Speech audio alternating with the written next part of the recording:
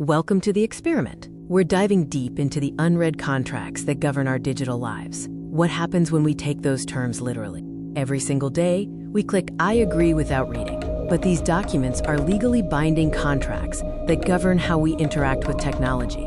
I'm sitting in a room covered floor to ceiling in the printed terms of service for one major app. It's thousands of words, and we all blindly agreed to it. The core concept. For the next 7 days, if they can enforce a rule digitally, I have to enforce it physically. This is where it gets crazy. Day 1 focused on the annoying, mandatory digital experience we call cookie consent. What happens when you bring that into a simple transaction? I tried to buy a coffee, but first, I forced the barista to sign a 10-page physical cookie consent form. I insisted they accept all before I would even place my order. Unsurprisingly, the barista got annoyed, the line got long, and I was quickly kicked out. It perfectly highlights how ridiculous web browsing has become. Next, we tackled the terrifying, invasive rules we agree to every day. These are the clauses that truly strip away your privacy. The data clause says they track my location, so every time I moved 100 feet, I had to stop and announce my exact GPS coordinates to strangers using a megaphone. The content license grants the app a royalty-free right to my content. I interpreted this by handing my personal wallet and photos to strangers, saying, "You can use this however you want."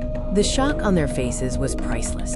Every private conversation I had to invite a random third-party partner to stand there and listen silently. It perfectly simulated the lack of privacy we actually have.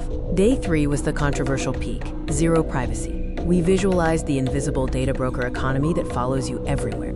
I hired an actor to follow me as a data broker. Every time I mentioned a preference, the broker would scream, "Selling data to advertisers." It was truly terrifying to experience the constant monitoring. The most chilling part? Real advertisers, people holding cardboard signs, immediately jumped out trying to sell me products based on that screamed data.